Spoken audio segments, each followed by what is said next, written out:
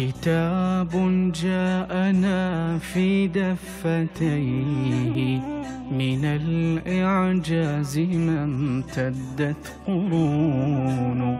كتاب الله لا تحريف فيه فلا يطغى على العقل الجنون.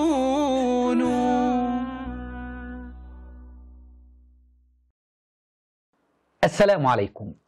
هل استشهد علي بن أبي طالب رضي الله عنه بأي آية من كتاب الله تبارك وتعالى أو حديث من أحاديث النبي صلى الله عليه وسلم على أحقيته بالإمامة له ولأبنائه يا عقلاء الشيعة؟ لم نجد في كتب الشيعة التي خلف أو في كتب أهل السنة والجماعة أي دليل من القرآن أو السنة استدل به علي بن أبي طالب رضي الله عنه به على إمامته أو إمامة أحد من أبنائه. فلماذا يستدل الشيعة الآن بما لم يستدل به علي رضي الله عنه؟